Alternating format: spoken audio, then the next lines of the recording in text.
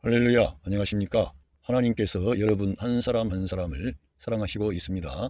우리가 믿고 의지하는 하나님은 생명 주시는 하나님, 은혜 주시는 하나님, 상처 입은 영혼을 싸매시고 고치시고 치료해 주시는 하나님이십니다.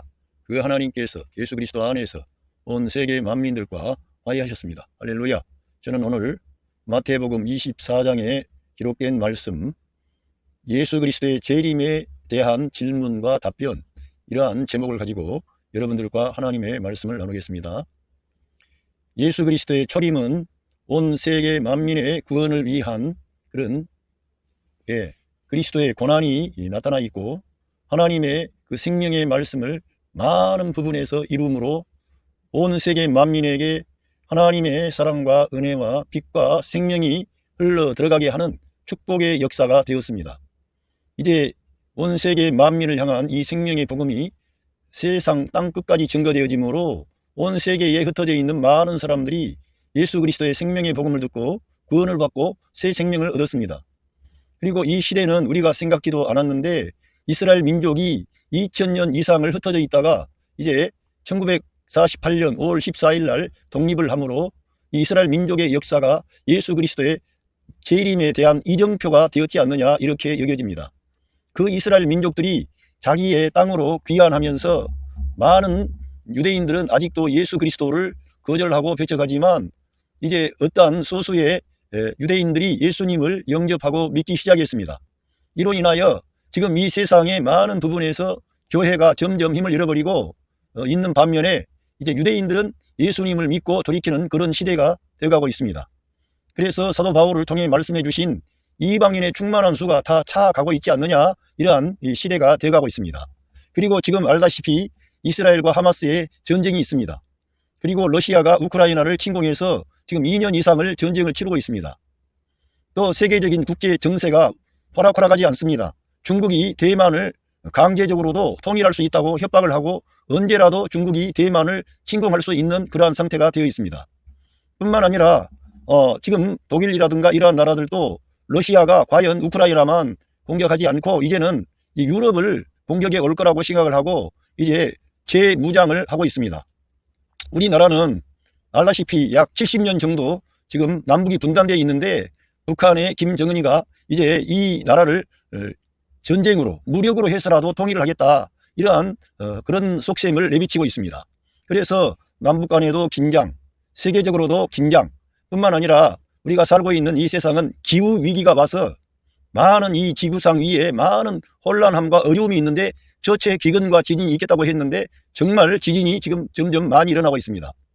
뿐만 아니라 세계적으로 물 부족의 일들이 일어났는데 사람들이 땅속에 있는 지하수를 너무나 많이 퍼내 가지고 땅이 꺼져버리고 아예 지하수가 흐르지 않고 땅이 주저앉아 버리는 겁니다. 세계적으로 지금까지 사람들이 이 땅 지하에 있는 석유 자원, 철광석, 물, 지하수 등등 해서 모든 자원을 너무나 이제 이렇게 무제한적으로 개발하고 착취해서 이 자연이 심각하게 파괴가 되어가고 있습니다. 그래서 우리 주님 다시 오심의 징조가 정치적으로, 군사적으로, 또 경제적인 측면에서도 지금 세계적으로 다 어렵습니다.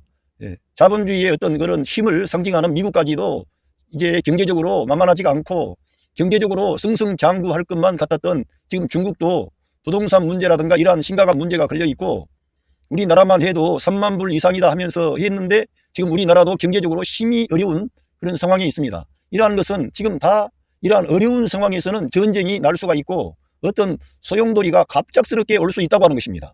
그래서 우리들은 성경을 통해서 우리 주님 다시 오심의 그러한 징조가 많이 보인다는 것을 생각하고 우리들은 깨어 있어야 되고 준비되어져야 되고 주님 앞에 설 수 있어야 됩니다.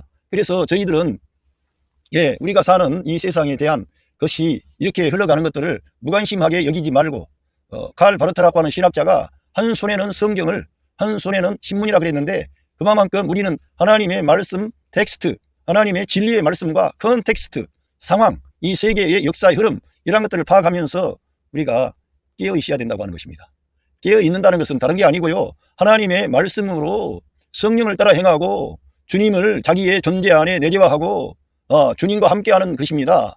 우리가 그 날과 그 시는 알 수 없지만 주님께서 말씀하신 징조를 이렇게 우리가 생각하면서 이 시대가 호락호락한 시대가 아님을 알고 우리의 어떤 그런 집착하는 것들, 땅에 있는 물질적인 것, 세상의 것, 그거 그만두라는 게 아닙니다.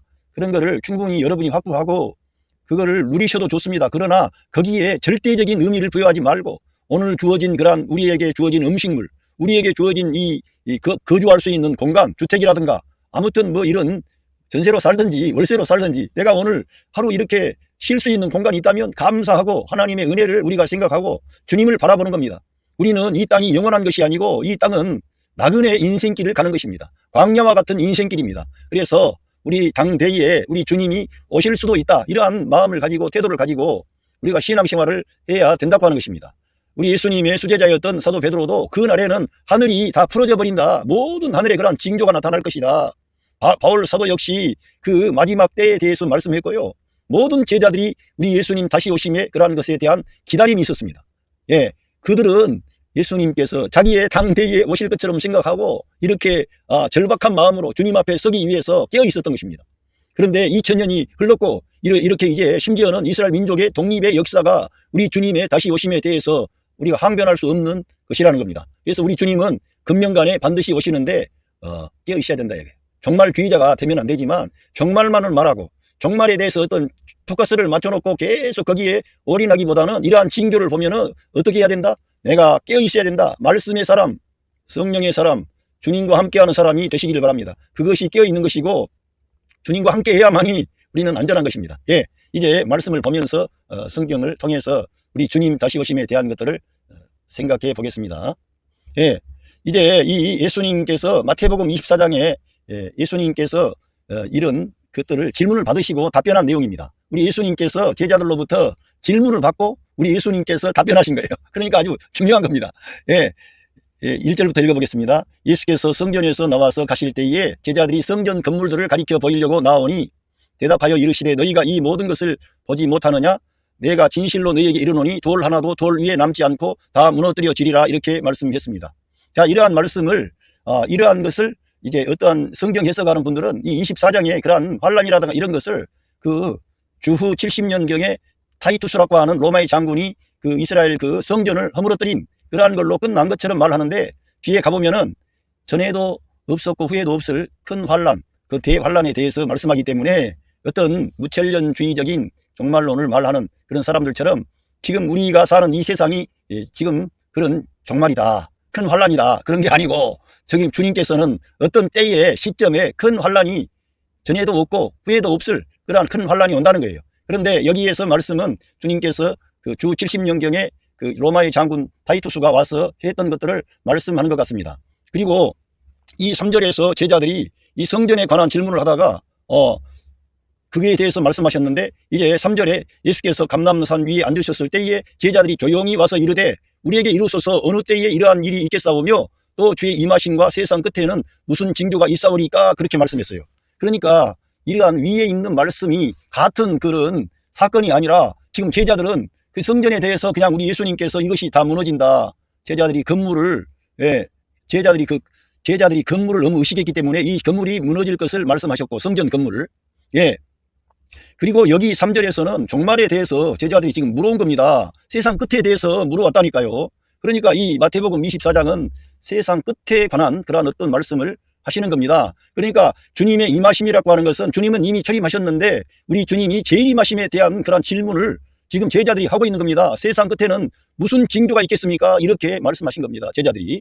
예, 그랬을 때 여기서 이러한 말씀으로 쭉 지금 하시면서 예수께서 대답하여 이르시되 너희가 사람의 미혹을 받지 않도록 주의하라 그러면서 많은 사람이 내 이름으로 와서 이르되 나는 그리스도라 하여 많은 사람을 미혹하게 하리라. 이 2000년 역사에 많은 거짓 그리스도가 왔고 또 예수님의 이름으로 와가지고 많은 사람들의 영혼을 노략질하는 거예요. 그러니까 정말 우리 예수님 그 하나님의 아들 예수 그리스도를 말해야 되는데 이러한 걸 말하지 않고 뭐 예수 그리스도에 대해서 사람들을 현혹하고 이러한 이들이 많이 있었습니다.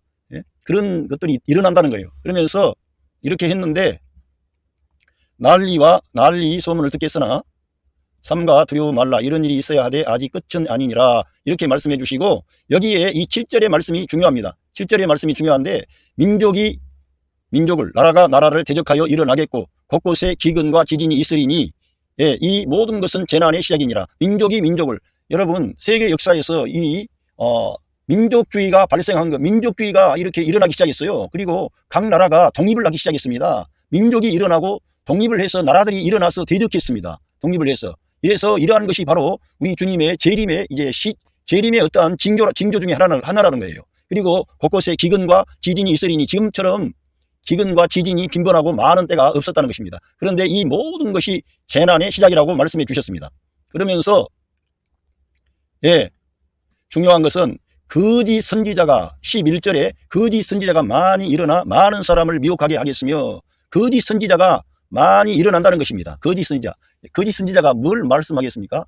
이게 상당히 어려운 건데, 이 거짓 선지자들을 알기 위해서는 사도 바울 서신에 가서 바울이 거짓 선생들이라고 말한 그런 자들에 대한 것들을 우리가 알아야 됩니다. 그 거짓 선생들의 특징은 뭐냐? 그리스도를 중요하게 여기기보다는 은연중에 율법이라든가 신비라든가 어떤 전통이라든가 인간의 어떤 그런 것들을 앞세웁니다. 그러면서 하나님의 아들 예수 그리스도의 은혜를 set aside 하는 겁니다. 그러한 자들이 거짓 선지자들입니다. 지금 이 시대에도 많은 어떤 사람들이 은근히 사람들보다 탁월하고 자기들이 뭔가 파워풀하고 그런 것 같으면서 그리스도를 중심에 두지 않는 거예요.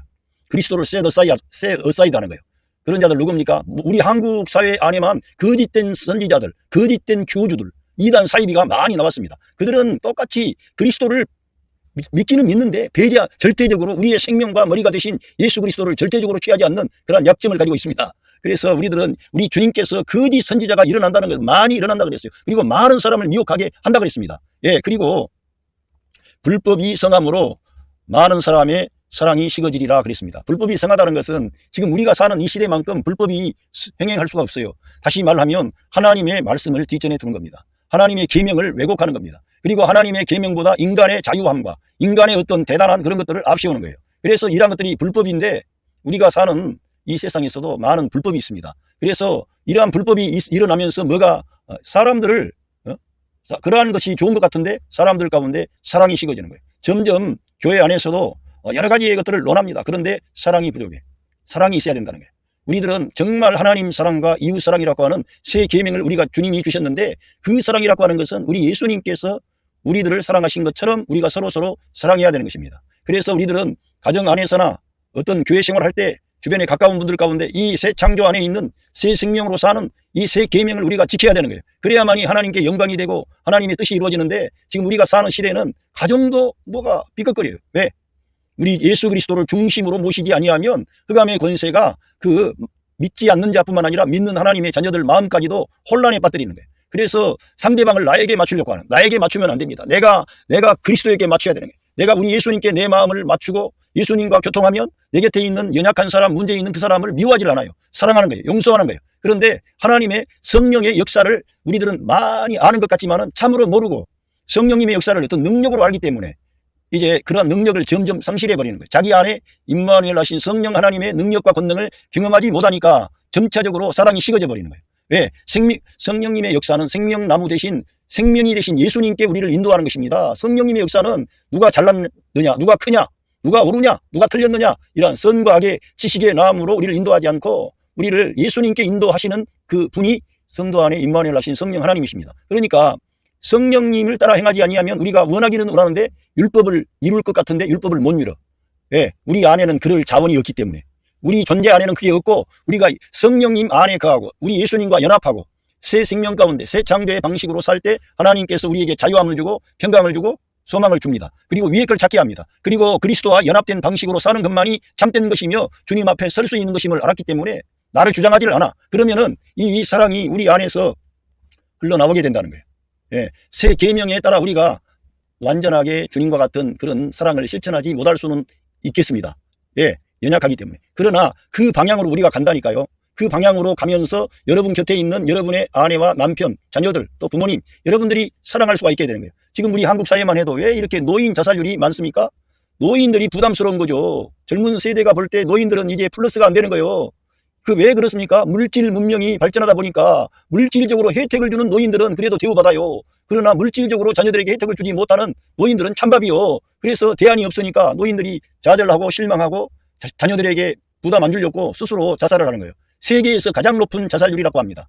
우리 한국이 세계에서 가장 높은 그 노인 자살률을 가지고 있다는 것입니다. 너무 안타까워요. 그래서 불법이 성함으로 많은 사람의 사랑이 식어진다는 것은 우리가 율법을 모르고 내가 인간의 윤리와 규범을 몰라서가 아니라 우리 믿는 하나님의 자녀들까지도 새 창조 안에 새 생명으로 영을 따라 행하지 아니하면 우리도 이 세상 현실 앞에 있기 때문에 약해진다는 거예요. 그리고 현실 안에 들어가 우리들은 현실 안에 들어가서 나의 인생을 정리하면 반드시 깨지게 돼요. 왜? 마귀라고 하는 이 세상 임금이 거기에서 역사하기 때문에 우리의 플래시, 우리의 고상한 그 똑똑함을 통해서도 역사하고요. 우리의 잘남을 통해서도 역사하고요. 우리의 많은 것을 가지고 역사해버립니다. 우리가 성령님과 함께 영 안에 거할 때 우리가 안전한 것이고 주님의 보호를 받을 수가 있습니다. 그렇지 않고 영 안에 거하지 아니하고 자기가 된 것처럼 된 사람은 단 한 명도 없습니다. 우리 예수님이 우리의 생명과 머리가 되심으로 우리들은 성령을 따라 행하고 성령님 안에서 말씀으로 사는 자들이에요. 그렇게 해야만이 우리가 이 사랑이 식어지지 않는 것입니다. 이렇게 그러나 끝까지 견디는 자는 구원을 얻으리라 그랬습니다. 끝까지 견뎌야 돼요. 우리가 견디려고 그래서 견딥니까? 저 자신이 봐도 얼마나 이 세상이 견디기 어려운 일들이 많이 있는데요. 견디려고 해서 되는 게 아니라 우리에게 소망이 있어야 되는 거예요. 소망. 우리들은 이 세상의 소망이 아니라 영원한 소망을 가지고 있기 때문에 이 땅에 어떤 환난이나 시험이나 핍박이나 공고나 어떤 어려움이나 모든 것도 지나가는 거예요. 그거는 내가 거기에 붙잡혀 있는 게 아니고 우리들은 그것이 나를 잡을 수가 없어요. 나의 목적지는 저 본향이요. 본향. 주님 계신 그 나라예요. 그걸 소망하는 사람들이 주님 다시 오실 때에 주님을 맞이하고 예수님 어서 오십시오 하고 준비되어져 있는 거지. 그거 주님 본향을 바라보지 않고 주님을 사모하지 않고 그런 사람들이 주님 오실 날 준비하고 있어요? 말로만 준비한다 그러지 제일 얘기만 계속 해봐요. 계속 마음만 조급하고 뭐가 맨날 그런 데 찾아다니지. 자기 안에 임마누엘 하신 성령 하나님과 교통하고 내 곁에 있는 사람들에게 사랑을 실천하고 할렐루야. 뒤에 보면 나옵니다. 하나님의 말씀이 있는 사람이 하나님 우리 주님 앞에 칭찬을 받는 거예요. 왜? 때를 따라 양식을 나눠줄 자가 누구냐 그랬어요. 때를 따라서 양식을 나눠줄 자는 누구겠습니까? 말씀이 있는 사람이죠. 하나님의 생명의 말씀을 가진 자가 때를 따라 양식을 나눠주는 자가 돼가지고 그 사람들이 주님 다시 오실 때에 수치를 당하지 않는 거예요. 말씀이 있는 자에게 성령의 불이 타오르는 거예요. 여러분 성령님의 역사를 이상하게 어떤 기적이나 환상이나 신유나 능력이나 기적으로 신비로 보면 안 됩니다. 말씀과 함께하는 사람, 우리 주님을 사모하는 사람, 성령 하나님의 역사는 그러한 방식으로 진행되고 있건만 많은 부분에서 거짓된 선지자들이 일어나서 그런 거짓된 방식으로 사람을 연혹하고 미혹을 하니까 많은 사람들이 거기에 헷갈리는 거예요. 자기 안에 임마누엘 하신 성령님이 계시는데 자기 안에 계신 성령 하나님의 능력과 권능을 경험하지를 못해. 그리고 그 사람으로부터 임파테이션 뭐가 온다나? 주님께서 여러분이 만약에 구원받은 하나님의 자녀라면 여러분 안에 성령님이 임마누엘 하시는 것입니다. 할렐루야. 그러면서 이렇게 말을 했는데 여기에 마태복음 24장 14절이 중요합니다. 이 천국 복음이 모든 민족에게 증언되기 위하여 온 세상에 전파되리니 그제야 끝이 오리라. 그 말씀은 사도 바울을 통해서 말씀하신 이방인의 충만한 수를 말씀하는 것입니다. 세상 땅끝까지 모든 이르러서 예수 그리스도의 생명의 복음이 증거되어야 된다는 거예요. 그런데 지금 세계 선교이란 어떤 정보에 따르면 세계 모든 곳에 다 복음이 들어갔다는 거예요. 거의 다. 그런데 유대인들에게 지금 거의 이제 들어가지 않았기 때문에 유대인들을 향한 하나님의 긍휼과 은혜가 지금 부어지고 있다고 봅니다. 지금 이스라엘과 하마스의 전쟁 중에도 그 참된 믿는 그 그리스도인들은 유대 그리스도인들은 자기 민족의 구원을 위해서 하나님께 간절히 기도할 것입니다. 왜? 위기 속에 있기 때문에.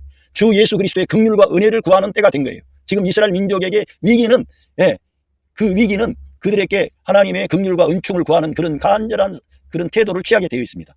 그래서 이러한 징조가 지금 보이고 있고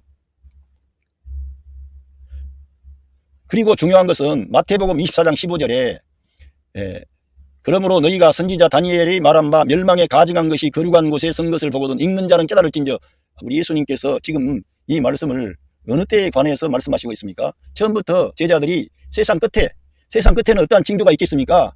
그리고 주님이 재림하실 때에는 어떠한 징조가 있겠습니까? 이렇게 질문한 것에 대해서 우리 예수님께서 지금 여기를 답변하신 거예요. 1절 2절은 시간적인 그런 차이가 있는 거예요. 그것은 타이투스 그 장군에 의해서 이 이스라엘 성전이 훼손이 될 걸 말했는데 우리 주님께서 다니엘의 말한 바 멸망에 가증한 것이 거룩한 곳에 선 것을 보거든이라고 말씀했기 때문에 이것은 유대인들이 지금 정통 유대인들은 성전을 세우고 거기서 이제 그 붉은 암송아지를 가지고 하나님 앞에 제사 드리는 것을 최고의 우선 목표로 삼고 있다는 것입니다. 그런데 지금 이스라엘 민족이 성전을 세우려고 하는 그런 게 진행이 되고 있는 거예요. 우리들은 저는 예수 그리스도께서 자기 자신이 너희가 성전을 헐라 그러면서 내가 3일 후에 일으키리라 이래 했을 때 많은 사람들이 그 말씀이 무엇인지 몰랐지만 제자들이 후에 우리 예수님께서 성전된 자기 몸을 가리키심이라는 것을 알았다 그랬습니다. 왜 성전이었습니까? 예수님 안에 아버지께서 임재하셨기 때문에, 아버지가 함께 계셔서 그 모든 일을 하셨기 때문에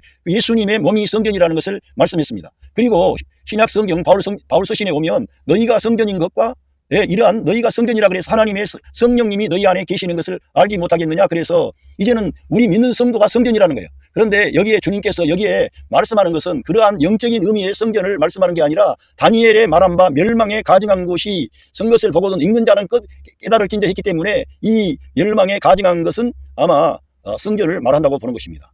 이 무천년 신학을 하는 분들은 이런 성전이라든가 이런 건 의미가 없고 그런 일이 있을 수도 없고, 그런데 안티오쿠스 에피파네스인가 하는 그런 존재가 성전에서 무슨 좋지 않는 그런 걸 했어요. 그런 일을 했는데 그 과거의 사건인데 그것은 지금 우리 주님은 미래의 사건, 우리 주님 다시 오심에 대한 징조에 대해서 말씀하시다가 이러한 말씀을 하기 때문에 우리들은 만약에 그 이스라엘 민족이 성전을 세우게 되면 그거는 진짜 여기서 물리적인 성전을 말한다는 거예요. 물리적인 성전에서 어떠한 가증한 것이 거기에 선다는 것을 보면은 깨달으라는 거예요. 그러니까 지금 우리들은 세계의 지금 모든 정세를 봐야 되는 것이지 아무것도 아니다. 어떻게 아무것도 아니라고 말할 수가 있어요. 이스라엘이 독립을 해가지고 그 이스라엘 사람들이 예수님을 믿기 시작했고, 그리고 하나님의 말씀에 따르면 이스라엘 민족이 그 찌른 자를 바라보고 독자를 이른같이 장자를 이른같이 그들의 족속들이 모여가지고 회개하고 통해 잡아갈 그 날을 말씀했는데 그것은 교회가 아니고요. 이스라엘 민족의 회심을 말하는 거예요. 성경은 계속해서 이스라엘을 하나님께서 회복하실 것을 말씀했던 거예요. 이 이스라엘 민족의 역사는 이 역사의 모든 이정표가 되는 것입니다. 이스라엘 민족과의 하나님께서 말씀하신 그런 말씀은 아직 남아있는 겁니다. 하나님은 신실하시기 때문에 그 말씀을 다 이루셔야 되는 것입니다. 문자적으로. 그런 것을 다 교회로 해석을 하는 것은 무리가 있고요. 그러한 해석은 가톨릭에 의해서 그게 시도가 되었고, 가톨릭은 그러한 방식으로 자기 교회가 모든 것을 이어받았다고 그렇게 말을 했는데 우리 개신교에서도 그런 식으로 가는 거예요. 이제 최근에 외국에서 공부하고 오신 그런 신학자들이 그런 걸 주장하니까. 그런데 사실은 우리 한국 교회만 해도 그렇고 한국 초대교회 그리고 미국의 교회들도 재림 신앙을 가졌던 것입니다. 그리고 이스라엘 민족의 역사가 이렇게 독립을 함으로써 우리 주님이 그 이스라엘 민족의 역사와 아주 긴밀한 관계를 가지고 있다는 거예요. 이스라엘 민족이 전면적으로 거국적으로 세계 열방 앞에서 우리 예수님을 시인하고 인정하고 잡아갈 때가 온다는 거예요. 분명히. 그래야 하나님께서 영광을 받지 않으시겠어요? 그리고 주님이 재림하실 때에는 유대 땅에 재림하시는 거지 다른 데 재림하십니까? 그러니까 유대 민족이 그 예수님을 거국적으로 국가적인 차원에서 우리 주님을 영접해야 되기 때문에 독립을 해야 되는 거죠. 마귀는 죽이고 멸망시키려는 것뿐이요. 그래서 이스라엘 민족을 아예 없애버리고 지도도 이스라엘 국가도 없애버리고 하려고 했는데 하나님께서 이스라엘 민족을 그 많은 2000년뿐만 아니고 아브라함부터 해가지고 그 많은 역사 속에 이스라엘 민족은 온 세계 열방의 구원을 위해서 고난받는 민족이 됐어요. 우리들은 그 이스라엘 민족을 축복을 해야 되는 거. 진짜 고난은 그들이 가져가고 축복은 우리 이방인들이 다 받은 거예요. 그리고 구원은 우리 예수님께서 구원은 유대인에게서 난다고 말씀하셨고, 사도 바울도 자기 민족이 구원받기 위한다면 정말 내가 내 목숨이 끊어지고 우리 민족이 구원받았으면 좋겠다고 할 정도로 그 간절한 마음으로 유대 민족의 회복과 유대 민족의 구원을 하나님께 올려드렸습니다. 의미 없는 게 아닙니다. 하나님께서 영광 받기 위해서라도 이스라엘 민족이 거국적으로 이 역사 앞에서 주님을 시인해야 되는 것입니다. 그런데 이렇게 이러한 것들이 이런 것을 선 것을 보거든 그걸 읽는 자는 깨달아야 된다 이렇게 말씀하셨어요. 그러면서 예수님께서 쭉 이런 것에 대해서 말씀하셨고, 자 21절에 보니까 이는 그때에 큰 환란이 있겠음이라 창세로부터 지금까지 이런 환란이 없었고 후에도 없으리라. 그러니까 무천년주의 종말론을 말하는 분들은 지금이 천년왕국이고 또 지금이 대환란이고 이런 식으로 모든 것을 그냥 정확하게 말을 하지 않습니다. 그런데 우리 예수님께서 분명히 말씀하시기를 큰 환란이 있고 그걸 대환란이라 그럽니다. 큰 환란. 그런데 창세로부터 지금까지 이런 환란이 없다는 거예요. 그러니까 어마어마한 큰 환란이 이 지구상 위에 우리 주님이 재림하시기 직전에 나타난다는 거예요. 진짜로. 후회도 없으리라고 주님께서 분명히 말씀을 하신 겁니다. 그래서 우리들은 이러한 말씀을 그대로 받아들이고 이거를 우리가 정신을 차려야 되죠. 왜? 우리가 사는 이 시대가 너무나 긴박하게 정말 돌아가고 있습니다. 2024년에는 어떻게 될지 아무도 몰라요. 그리고 미국 지금 대통령 선거가 이 트럼프와 바이든의 재대결로 압축이 되고 있는데, 트럼프가 만약에 승리하게 되면 대만이라든가 중국이라든가 전쟁하거나 말거나 이 자국의 이익을 위해서, 지금까지는 미국이 다른 나라의 어떤 안전이라든가 이런 것들에 관심을 가졌는데 미국이 만약에 그러한 태도를 취하게 되면은 대만이 이제 그냥 중국의 공격에 의해서 그냥 쓰러지는 거예요. 그냥 쓰러지게 되고, 또 우리나라도 마찬가지고 지금 상당히 어렵고 지금 어렵습니다. 우리가 종말로 막 모든 걸 몰아가는 그런 설교할 때 맨날 종말 얘기 주일날 낮에도 하고 오후에도 하고 새벽에도 하고 그러면 안 되죠. 그러나 어떤 시리즈별로 해서 우리가 정신을 차려야 되는 것은 사실이기 때문에 이러한 경책의 말씀을 전해 듣고 우리들은 늘 깨어 있어야 되는데 깨어 있는 것은 다른 게 아니라 성령을 따라 행하는 거예요. 하나님의 말씀과 함께하는 겁니다. 그리고 늘 주님을 사모하고 주님을 의지하는 것이 정말을 사는 성도의 태도이며 앞서 갔던 모든 하나님의 사람들은 그러한 태도로 긴박한 자세로 살았다는 거예요. 우리도 우리가 사는 이 시대에 주님이 오실는지 또 아니 오실는지 몰라요. 그러나 우리가 사는 이 시대가 긴박하다는 것만큼은 너무 사실입니다. 이 기상이변, 세상의 정치, 경제, 사회, 문화 모든 분야에서 지금 성경의 예언의 말씀들이 다 이루어져 가고 있습니다. 그래서 우리들은 깨어 있어야 되고요. 이런 혼란의 때가 오는데 마태복음 24장 22절 그 날들을 감하지 아니하면 모든 육체가 구원을 얻지 못할 것이나 그러나 택하신 자들을 위하여 그 날들을 감하시리라. 그러니까 모든 육체라 그랬으니까 우리가 주님이 이 세상에 오실 때 살아있는 존재가 있다는 거예요. 그런데 그 심각한 대환란, 큰 환란이 있다는 것입니다. 그러면서 이게 이제 주님의 다시 오심에 대해서 말할 때 그때의 사람이 너희에게 말하되 보라 그리스도가 여기 있다 혹은 저기 있다 하여도 믿지 말라. 거짓 그리스도들과 거짓 선지자들이 일어나 큰 표적과 기사를 할 수만 있으면 기사를 할 수만 있으면 택하신 자들도 미혹하리라 그랬습니다. 그러니까 여러분 기사와 이적, 능력 이런 거 너무 중요하게 볼 게 아닙니다. 중요한 것은 하나님 말씀 따라가는 것입니다. 그래서 성경에서는 믿음으로 행치 않는 것은 죄가 된다 그랬고요. 믿음이 없이는 하나님을 기쁘시게 할 수 없다 그랬습니다. 믿음은 들음에서 나며 들음은 하나님의 말씀으로 말미암는다 그랬습니다. 그렇기 때문에 우리가 하나님의 말씀을 가까이 할 때 믿음이 들어오고 하나님이 인정하시는 사람이 되는 것이지 믿음을 따라 행하지 않고 내가 은혜 아래 거하지 않고 내가 뭐 이런 거 추구한다? 그런데 따라가 본다 이거지. 이렇게 거짓된 자들에게 속아버린다 이거지. 말씀이 없으니까. 그래서 우리들은 늘 말씀을 가까이 하시기를 바랍니다. 특별히 사도 바울을 통해서 주신 말씀을 여러분들이 가까이 하십시오. 보라 내가 너희에게 미리 말하였노라. 그러면 사람들이 너희에게 말하되 보라 그리스도가 광야에 있다 하여도 나가지 말고 보라 골방에 있다 하여도 믿지 말라. 번개가 동편에서 나서 서편에서 번쩍인 같이 인자 임함도 그러하리라. 이러한 말씀을 주셨어요. 이렇게 했고 그리고는 29절에 보니까 그날 환란 후에 즉시 해가 어두워지며 달이 빛을 내지 아니하며 별들이 하늘에서 떨어지며 하늘의 권능들이 흔들리리라. 이렇게 말씀하셨습니다. 그러니까 이 지구상에 뭐 지진 나고 전쟁 나고 또 뭐 여러 가지의 많은 어려움들이 있습니다. 이 땅에 지구상 위에. 그런데 그것뿐만 아니고 이런 환란 후에 이제 천체에 어떤 해가 어두워진다는 거예요. 이 태양이. 그리고 달이 빛을 내지 않는데 이라는 것을 무천년주의적인 신학을 하는 사람들은 그냥 그 어떤 그런 상태로 이해를 하려고 해요. 그런데 진짜로 이러한 어떤 천체의 이 기상이변이 생긴다는 거예요. 이 우주 안에. 그러면서 별들이 하늘에서 떨어지며 하늘의 권능들이 흔들리리라. 이거를 어떻게 영적으로 해석을 합니까? 문자적으로 봐야지. 문자적으로 봐야지요. 너무 종말에 대한 것들은 이 무천년 신학을 하는 분들은 다 문자적으로 보지 않고 영적으로 보려고 하고 자기들이 어떤 생각하고 있는 하나님은 은혜의 하나님이고 긍휼히 여기시는 하나님이시므로 이미 우리들을 구원하실 것이다. 그런 긍정을 말하는 것 저도 알고 있고 좋아합니다. 그러나 성경에서 주님께서 마지막 심판의 때에는 이러한 일들이 있을 것이라고 명확하게 말씀했는데 그러면 이 말씀을 듣는 제자들이 이 말을 알아먹으라고 주님께서 하셨습니까? 아니면 영적인 아주 놀라운 비밀들을 그냥 알지도 못하는 말을 지금 해주신 겁니까?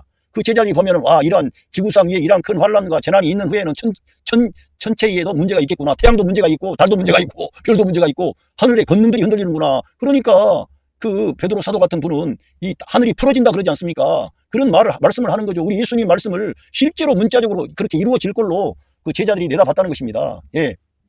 그러면서 여기에서 그때의 인자의 징조가 하늘에서 보이겠고 그때의 땅의 모든 족속들이 통곡하며 그들이 인자가 구름을 타고 능력과 큰 영광으로 오는 것을 보리라 그랬어요. 그러니까 진짜 우리 주님이 가시적으로 이 세상에 드디어 영광의 왕이 이제 안 보이가지고 지금까지 사람들이 그분이 안 보이니까 지 멋대로 살고 하나님 없다 그러고 저절로 만물이 있다 그러고 했는데 그 영광의 주님이 참된 왕이 드디어 등장하는 거예요. 그분이 예수 그리스도 영광의 주님이세요. 그분을 우리가 믿고 의지한다는 게 얼마나 영광스럽고 감사한지 그분의 영이 우리 믿는 자 안에 오신 거예요. 그러니까 성령을 따라 행할 때 이런 사람들이 주님 다시 모실 때 주님을 맞이할 수 있는 그 등에 불 밝힌 그런 신부가 되는 거지. 성령을 따라 행하지 않고 늘 이상하게 말씀도 없고 주님은 주님께 모든 그러한 초점을 맞추지 않고 맨날 사람들 따라가고 그런 사람들에게 이러한 말씀들이 와닿겠어요? 그 사람들 잘 모르는 거지. 속는 거지요. 이렇게 된다는 거예요. 그래서 저가 큰 나팔 소리와 함께 전사들을 보내리니 그들이 그의 택하신 자들을 하늘 이 끝에서 저 끝까지 사방에서 모으리라. 이러한 것이 천사의 어떤 나팔이 불렀을 때 그 사도 바울을 통해서 말씀하셨던 그러한 어떤 공중에서 우리가 끌어올려 주를 영접하게 하시리니 이러한 말씀과 어떤 그런 의미가 같은 것 같기도 하고, 이거는 분명하지 않지만 주님께서 전사들을 보내신다는 거예요. 그래 택한 자들을 모으신다는 거예요. 일단은 여기 성경에 따르면. 그래서 택하신 자들을 하늘 이 끝에서 저 끝까지 사방에서 모으시겠다는 거예요. 하나님께서 전사들을, 그러니까 초자연적인 역사가 이 세계 역사 앞에 그대로 등장하는 거예요. 진짜 전사들을 보내셔가지고 이러한 놀라운 일들이 이루어지니까.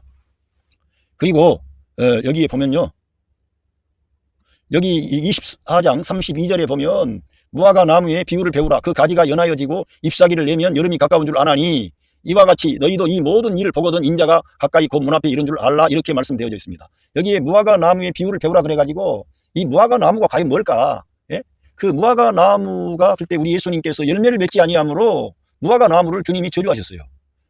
그런데 우리 주님께서 여기에서 이 위에 지금 말했던 모든 징조를 말씀하는 것 같기도 하고, 이스라엘 민족이 가지가 연하여지고 그들이 다 완전히 말라서 죽었는데 가지가 연해지고 잎사귀를 내고 있잖아요. 지금 이스라엘 민족이.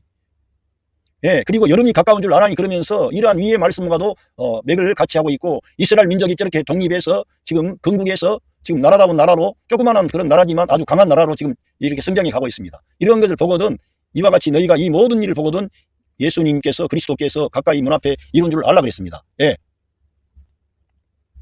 그러면서 문 앞에 이르셨다는 거예요. 그 주님이. 그러면서 마태복음 24장 36절에 그러나 그 날과 그때는 아무도 모르나니 하늘의 전사도 모르고 아들도 모르고 오직 아버지만 아시느니라. 이렇게 우리 주님께서 말씀하셔서 때와 시간은 알 길이 없다는 거예요. 그러나 우리 예수님께서 징조에 대해서는 우리에게 말씀을 해 주셔서 우리 주님이 지금 문 밖에 이르렀다는 것을 우리가 알 수 있다는 거예요. 지금 어떤 때와 기간은 몰라요. 그러니까 이 장님 목사와 같이 1992년인가 10월 28일 날 우리 예수님이 재림한다 이런 말을, 그런 어린 아이들의 말을 듣고 이장님 목사가 경건한 사람이에요. 그런데 그런 경건한 사람을 속인다니까, 마귀가. 그래가지고 우리 한국교회가 이장님 목사 때문에 이렇게 종말에 대해서 말도 꺼내면은 끓이게 되고 종말 복음을 전하지도 못하게 하고, 종말론으로 막 계속 가면 안 되지만은 이러한 징조가 보이면 성도들을 경각심을 주어서 깨워야 될 거 아닙니까? 우리 예수님께서 직접 하신 말씀인데. 그러니까 이러한 것을 보거든 너희가 주님께서 이제 문 밖에 이런 줄 알라 이렇기 때문에 우리들은 깨어 있어야 되는 거예요. 진짜 세상 일을 너무 돈벌이, 그리고 내가 성공하는 거, 사업하는 거, 이러한 것에 너무 올인해서는 안 되고, 전혀 시간도 못 내고 주님 성경 읽지도 못하고 그 정도로 바쁘게 살아서는 안 된다는 거예요. 하나님 말씀을 가까이 하시기를 바랍니다. 그리고 여러분 가족들을 사랑하고 섬기고 그들을 축복하고 그렇게 해야지, 물질에 올인하게 되면, 돈에 올인하고 여러분의 명예와 어떤 성공에 올인하게 되면 옆에 있는 사람들이 안 보이는 거예요. 진짜. 그러니까 우리 주님이 사랑하라고 한 계명을 따르지도 못하고 하나님 사랑과 이웃 사랑을 놓친다니까. 그래서 우리들은 정신을 차려야 되고 깨어 있어야 되고, 때가 가까움으로 좀 더 우리들은 뭔가 규모를 줄이면서 영적인 생활을 할 수 있는 그런 삶으로 바꿔야 돼. 직장 생활도 하면서도 일이 있겠지만 빨리 퇴근해서 가족들과 함께하고, 술자리도 좀 줄이고, 술을 못 마시게 하면 그러니까 술자리도 좀 줄이고, 그래서 여러분들이 영적 생활을 하고, 그리고 영적 생활을 하면은 여러분이 하고 안 하고 하려는 게 아니라 여러분 안에 계신 성령님이 여러분을 다스리시는 법은 다스리셔가지고 할 것을 하게 하고 못할 것을 못하게 하고 다 여러분과 저를 다스리시는 거예요. 그 성령님이. 그런데 내 마음대로 살면은 그런 게 안 온다니까. 말씀이 나를 막 가르치고, 그 주의 말씀이 내 발의 등이요 내 길이 빛이 돼야 되는데 주의 말씀이 내 발의 등이 안 돼. 빛이 안 돼. 그러면은 그 사람은 종말을 사는 성도로서 깨어있지 못하게 된다는 거예요. 잘못하면. 그래서 우리 예수님께서 그런 말씀을 해 주셨습니다. 마지막 지금 때를 말하는 거예요. 우리 예수님 재림할 때를 말씀하는 거예요. 그러면서 마태복음 24장 37절에 노아의 때와 같이 인자의 임함도 그러하리라. 홍수 전에 노아가 방주에 들어가던 날까지 사람들이 먹고 마시고 장가들고 시집가고 있으면서, 그러니까 장가가고 시집가고 돈 벌고 뭐 하고 다 일상생활을 했다는 거예요. 근데 이제 홍수가 나서 이제 곧 그들은 다 이제 구원의 방주 안에 들어갈 때까지도 그 사람들은 자기 생활에 바빠, 이 세상 일에 바빠, 그렇게 된다는 거예요. 그러니까 우리가 이러한 주님 다시 오심의 징조가 보일 때 우리도 정신을 차리고 대비하는 것이 좋지, 대비 안 하고 있는 것하고 대비하는 것과 다르겠어요? 안 다르겠어요? 다르다는 거지. 깨어있는 것 같고. 그러면은 여러분이 조금이라도 하나님 말씀을 가까이 하게 되고, 성령님 내 안에 오셨사오니 나를 다스려 주십시오, 인도해 주십시오, 성령을 따라 행하려고 하게 되는 거예요. 홍수가 나와서 그들을 다 멸하기까지 깨닫지 못하였으니 인자의 임함도 이와 같으리라 그랬어요. 그러니까 얼마나 놀랍습니까? 이렇게 이런 일이 발생한다는 겁니다. 그 때에 어떤 일이 있느냐? 그때 두 사람이 밭에 있으면 한 사람은 데려감을 당하고 한 사람은 버려둠을 당할 것이요. 이거를 이제 휴거를 주장하는 분들은 이러한 방식으로 주님이 호련히 데려간다 이런 말씀하는데, 그 휴거에 대한 것은 정말 확실한지는 저도 잘 모르겠어요. 그러니까 그거를 말하기는 어려운데 이 말씀에 따르면 어떤 사람은 데려감을 당하고 어떤 사람은 버려둠을 당한다는 거예요. 그러니까 똑같은 환경에 있다가 어떤 사람은 하나님의 은혜를 받아 구원받게 되지만 어떤 사람은 주님께 버림받는다는 거예요. 그러니까 얼마나 두렵습니까? 그러니까 여기 또 그 뒤에서 두 번씩 하셨어요. 두 여자가 맷돌질을 하고 있음에 한 사람은 데려감을 당하고 한 사람은 버려둠을 당할 것이니라. 밭에 있고 집안에 있었지만은 일을 하고 있는 도중에 이렇게 어떤 상태를 주님께서 말씀하신 겁니다.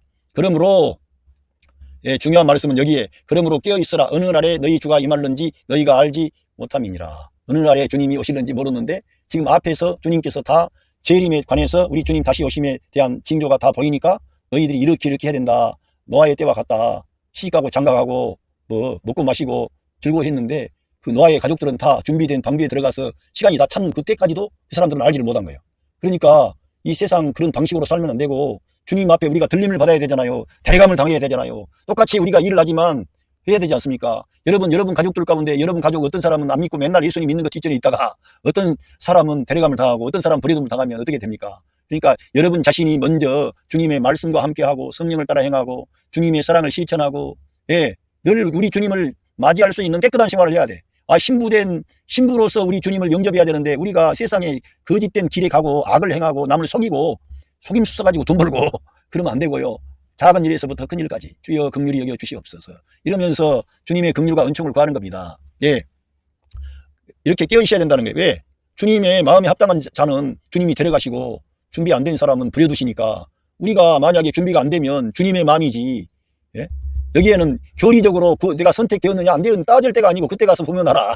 그러니까 우리들은 내가 깨어있어야 된다는 중요한 말씀은 내가 영을 따라 행하고 말씀과 함께하고 우리 예수님을 나의 생명과 머리로 취하고 할렐루야. 그리고 새 계명에 따라 우리 예수님께서 우리들을 사랑하신 것처럼 서로 사랑해야 돼. 그 분량까지는 못할지 몰라도 될 수만 있으면 용서해주고 사랑하고 사람들을 축복하고 화해하고 할렐루야. 그리고 우리 예수님의 말씀을 공급하는 사람이 되는 거예요. 여러분이 사랑을 실천하면 여러분이 그 생명의 말씀을 공급하는 사람이 되는 거예요. 은혜를 공급하는 사람이 되는 거예요. 그것이 깨어있는 자예요. 그 사람이 주님의 부름받을 거예요. 그런 사람. 왜? 주님을 자기 생명과 머리로 취한 사람이 부름받는 것이지 주님을 뒷전에 두고 주님의 은혜를 세더 쌓이도 하고 가끔씩 필요할 때만 주님 필요할 때만 내 일 해주세요. 그리고 자기가 다 알아서 있어. 그리고는 자기 잘난 체 다 하고 가정 안에서도 자기가 뭔가 했다고 하는 사람은 충돌하게 돼. 그러나 내가 많은 수고했지만 내가 아니요 하나님의 은혜로 내가 가정을 위해 일했습니다. 남편을 위해 일하고 아내를 위해 일하고 내 자녀들을 위해 일하고 이런 식으로 하고 교회 생활하면서도 교회에 내가 봉사하고 헌신했습니다만 내가 한 게 아니고 하나님 나와 함께 하신 하나님의 은혜가 나를 이렇게 감동하고 나를 일으켜서 이러한 선한 사업에 열심을 내게 해주시니 감사합니다. 모든 영광 우리 주님께 돌립니다. 이런 사람에게 하나님의 상급과 면류관이 있고 마지막 주님 오실 때에 그 사람이 주님의 들림받는 거지 지 멋대로 살고 지 자랑하고 잘난 체하고 옳고 그름의 그 지식의 나무에 가서 맨날 남을 판단하고 정죄하고 이런 사람들 어떻게 돼요? 우리 예수님의 생명 노선에서 벗어났잖아요. 그러니 그거는 잘 모른다는 거지. 그러니까 깨어 있어야 된다 이거예요. 이러므로 너희도 준비하고 있어라. 생각지 않는 때에 인자가 오리라 그랬습니다. 생각지 않는 때에. 그러니까 우리가 지금 어려움 당하는 거에 사실은 좋을 수가 있어요. 어려움 당한 사람들은 이 땅에 소망이 없고 오는 세상에 대한 소망이 있어. 그러니까 여러분 안 되는 사람도 안 됐다 그러지 말고 주님 다시 오심에 대한 소망을 가지세요. 거기에 소망을 두는 거예요. 하늘에. 그리고 지금 평안하고 안정된 사람들도 주여 내게 이러한 평화의 시간을 주시고 안정된 삶을 주시니 감사합니다. 그러면서 너무 욕심을 많이 내지 말고 너무 많이 투자하지 말고 아침부터 저녁까지 눈꽃 뜰 새 없이 바쁘게 하지 말고 성경을 가까이 하고 가족들과 함께 하고 또 주일날 복된 주님의 날은 교회에 출석해서 성도들과 함께 먹고 마시며 주님을 찬양하며 주님을 기뻐하며 그렇게 믿음의 생활을 해야 된다는 것입니다. 그래야 주님 오실 때에 들림을 받는 거지. 버림받으면 어떻게 되겠습니까? 신앙생활 안 한 믿지 않는 사람들은 그렇네 그렇게 하지만은 만약에 우리가 신앙생활 지금까지 해왔는데 만약에 버림당하면 그때 얼마나 안타깝고 슬프고 너무나 괴롭지 않겠어요. 근데 우리들은 교리가 아니라 주님의 말씀이 생명이라니까 교리가 아니라 그래서 우리 예수님께서 내 말이 영이요 생명이다. 나를 먹는 사람은 나를 인해서 살 수가 있다. 예수님하고 돼야 돼. 그러니까 관계가 예수님과 함께 하시기를 바랍니다. 그것이 정말 복된 길이요 안정된 길이에요. 그러면서 우리 예수님께서 여기에서 진짜 중요한 말씀 이걸 우리가 알아야 되기 때문에 말씀 중심의 생활을 해야 되는 거예요. 이걸 24장 45절 충성되고 지혜 있는 종이 되어 주인에게 그 집사람들을 맡아. 집사람들은 누구예요? 우리 성도들 하나님의 자녀들 이 사람들을 맡아서 때를 따라 양식을 나눠줄 자가 누구냐 그랬어요. 그러니까 그 성도들에게 때를 따라서 하나님의 말씀 양식을 나눠줄 자가 누구냐 이거예요. 하나님의 말씀을 공급해야 돼. 사람은 떡으로만 살지 않고 하나님의 입에서 나오는 모든 말씀으로 사는 거예요. 우리들은 은혜를 힘입어서 이 땅을 가는 거예요. 그런 것이지 이 땅의 양식으로 사는 게 아니라 하나님의 말씀으로 산다니까. 그러니까 우리 주님께 칭찬을 받는 사람은 그 때를 따라서 양식 하나님의 말씀을 공급할 사람들이 누구냐 이거예요. 그 사람들이 여러분이 되시기를 바랍니다. 여러분이 어떻게 하면 됩니까? 여러분이 성령을 따라 행하면 자동적으로 여러분이 성경과 가까이 하고 말씀과 함께 하면서 여러분들이 말하는 것, 생각하는 것, 표현하는 것, 결정하는 것, 모든 것을 말씀 중심으로 하는 거예요. 그리고 우리 예수님을 모시고 하는 거예요. 그리고 그 그리스도의 은혜를 앞장 세우는 거예요. 그러면은 여러분이 말씀을 공급하는 사람이 되는 거예요. 그리고 여러분이 충성하려고 그래서가 아니라 충성된 사람이 돼버리는 거예요. 그러니까 여러분 안에 임마누엘 하신 성령님과 함께 해야 돼. 그 성령 하나님이 원더풀 카운셀러예요.